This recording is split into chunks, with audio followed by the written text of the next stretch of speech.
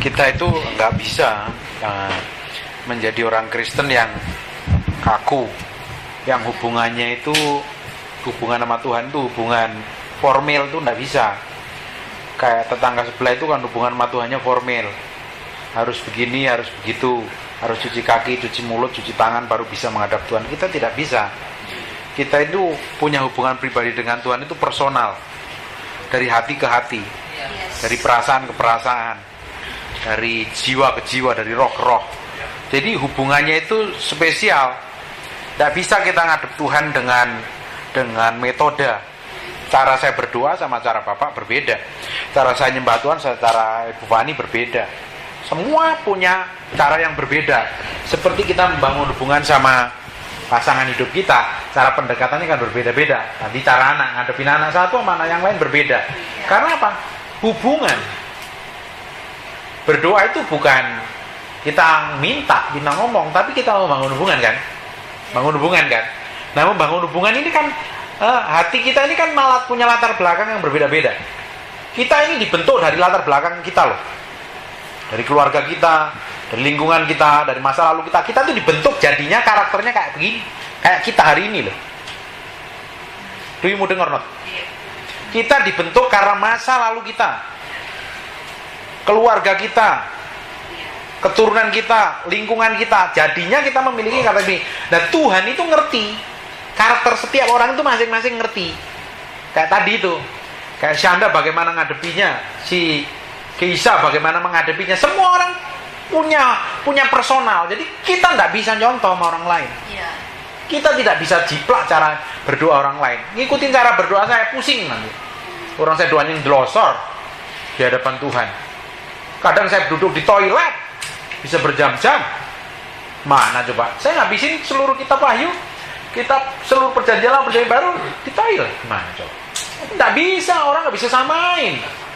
Karena saya punya hubungan yang pribadi dengan Tuhan. Nah, hubungan kita dengan Tuhan itu kan punya ritme, punya nafas, punya cara personal. Tidak sama dengan yang lain. Bagaimana ngertinya? Ya kita mesti dekat sama dia. Bagaimana Bapak ngerti sama istrinya? Beda dong Bapak ngerti sama Ibu Fani. Karakternya berbeda. Kita mesti tahu Tuhan itu kayak apa. Kita kenal Tuhan seperti apa. Kita anggap Tuhan itu sebagai apa. Itu penting. Ya, kita anggap Tuhan sebagai juru selamat. Kita tidak akan pernah kenal Tuhan sebagai Raja. Kalau kita anggap Tuhan sebagai Raja, kita akan respect, kita akan hormat. Karena di dalam perjanjian lama, orang yang tidak menghadap Raja tidak disetujui, dipotong lehernya.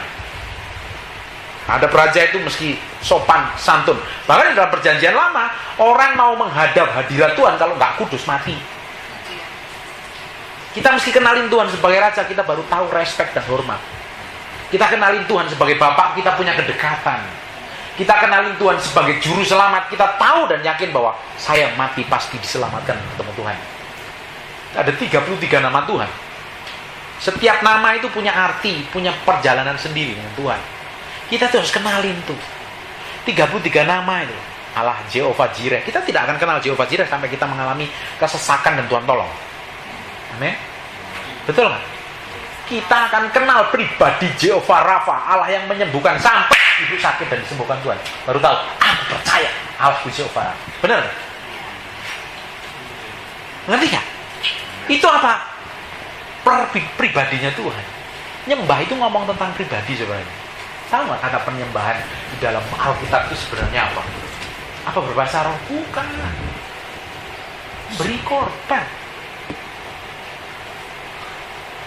Hukum pengucapan pertama di dalam Alkitab kata penyembahan, artinya memberi korban. Baca kita Kejadian. Korban apa? Sekarang ini Tuhan mau apa? Tahu nggak? Tuhan mau apa? Apa Tuhan mau bahasa rohmu? Laba. Mau? Kayak begitu? Never. Tuhan mau apa? Ini loh yang di dalam hati kita. Itu yang penting. Dan hubungan pribadi itu tidak ya personal, namanya hubungan pribadi. Saya bilang hubungan pribadi itu personal. Kita nggak bisa. Oh, ayo, ada orang yang bisa memang nyembah Tuhan berjam-jam di kamarnya, bisa. Tapi kita itu membangun hubungan pribadi itu bisa di dapur, Makanya saya bilang personal, itu hubungan personal. Nggak bisa ngikutin cara saya berdoa. Waktumu nggak bakalan bisa. Orang saya doanya malam. Di atas jam 1 nggak bakalan.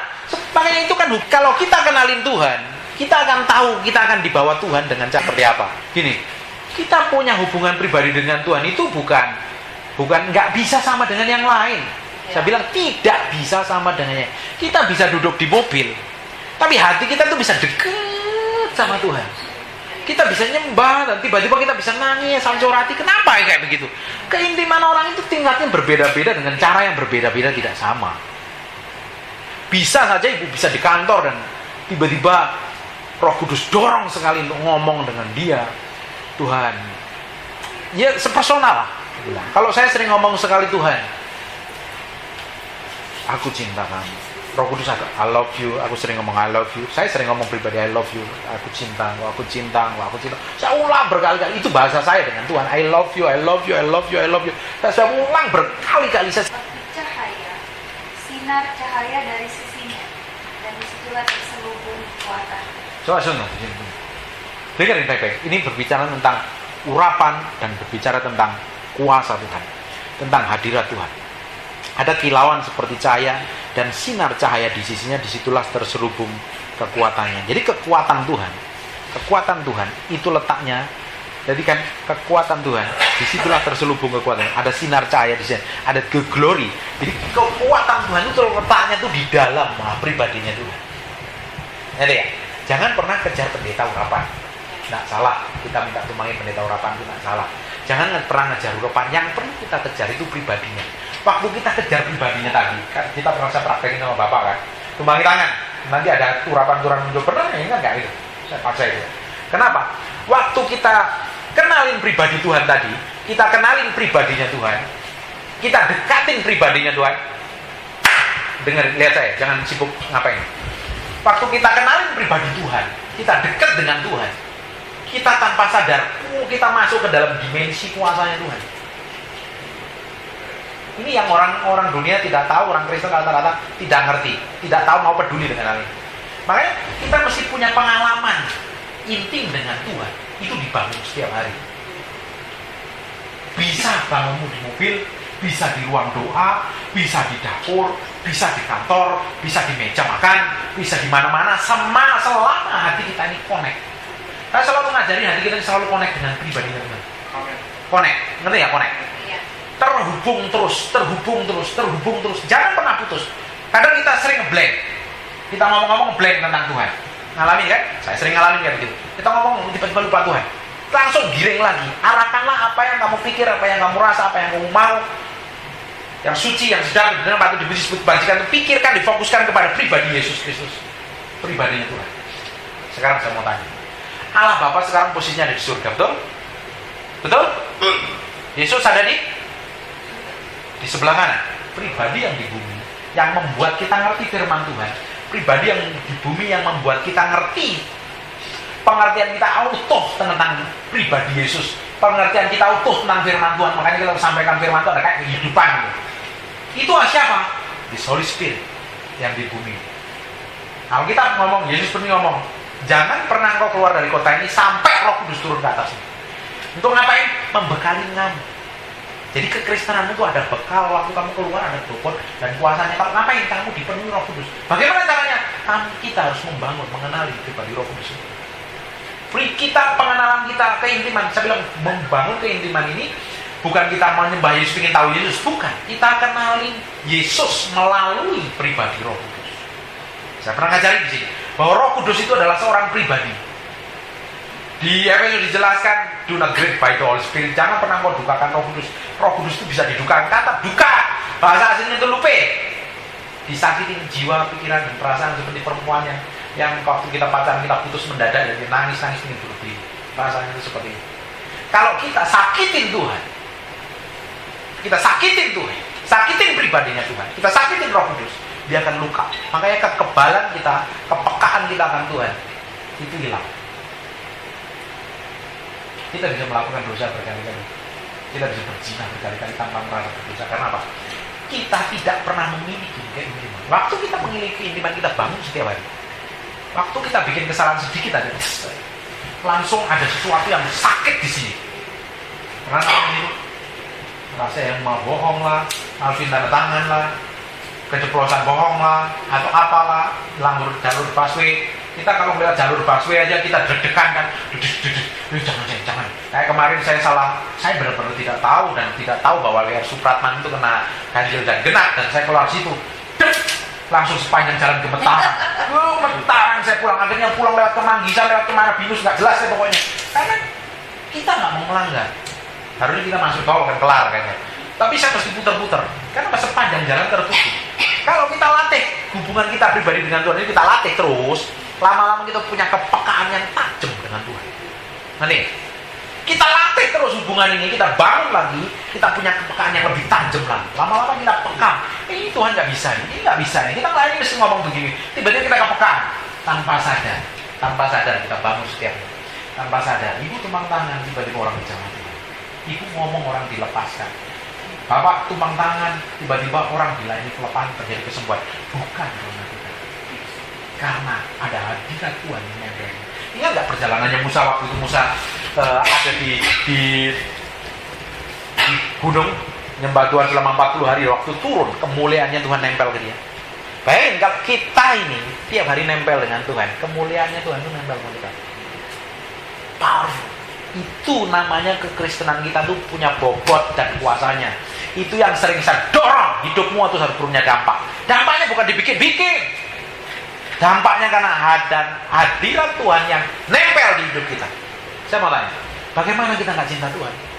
Bagaimana kita nggak mau cintai Tuhan seperti itu? Apa kita mau kejar Tuhan? Saya tidak pernah mau kejar apa. Saya mencintai Tuhan, saya mengasihi Tuhan.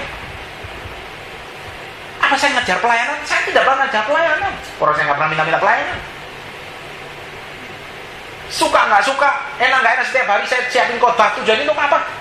Saya prepare setiap hari saya bergaul dengan Tuhan. Apa saya karena pingin dilihat orang? Ngapain? Orang nyatanya suka nggak ambil persembahan kok setiap pelayanan. Kalau dipaksa aja, dipaksa karena saya terima.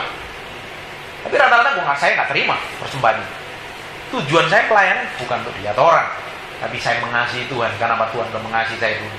Saya kenalin hatinya Tuhan. Setelah saya kenalin hatinya Tuhan, Tuhan bawa saya. Lu mesti begini, lu mesti ngomong begini, lu mesti ngomong begini. Ngerti nggak? Ngerti nggak? Bagaimana orang Kristen bisa malas menyembah Tuhan? Apa yang membuat malas? Karena hidup bukan mencintai Tuhan, palsu. Minggu ke gereja, oh haleluya.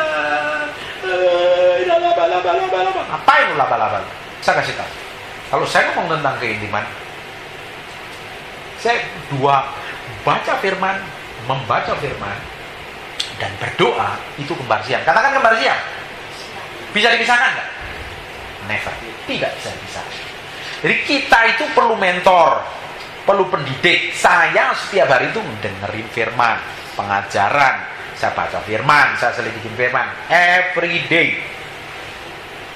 Mungkin bukannya saya sombong, Bapak sama Ibu di sini mungkin belajarnya lebih gilaan saya tentang firman Tuhan. Nah, main-main saya mesti selidikin. Kadang akar katanya apa, dasarnya apa, saya selidikin. Pengetahuan firman itu membuat kita kenal Tuhan secara teori firman. Pengertiannya akan ngungkul, nyata, utuh waktu kita bergaul sendiri dengan pribadinya lewat doa, pujian, dan penyembahan. Ngerti ya? Saya bilang penyembahan itu bukan kita berbahasa roh saja, bukan kita main musik saja. Penyembahan di dalam perjanjian lama itu beri korban. Apakah di Kain dan Habil bawa bahasa roh? Kan enggak tuh. Apakah Daud bawa bahasa roh? Bawa korbannya? Imam besar bawa? Tidak. Bawa korban yang berkenan. Sekarang saya mau tanya, kita waktu menghadap Tuhan itu yang Tuhan mau itu apa sih sebenarnya? Duitmu. Orang kita nyatanya kasih persembahan nggak banyak kan di gereja. Apa yang diminta? Hati kita nih. Hatinya, kan di dalam nih. Kadang kan diizinkan kan. Hati ini kan sering dicabutin kan. Kan sering ngomong tentang karakter. Karakter apa? Saya ngomong karakter itu sebenarnya mempersiapkan kita untuk jadi mesbah, jadi korban yang berkenan di hadapan Tuhan. Ada hal yang nggak enak diizinkan terjadi dalam hidup kita.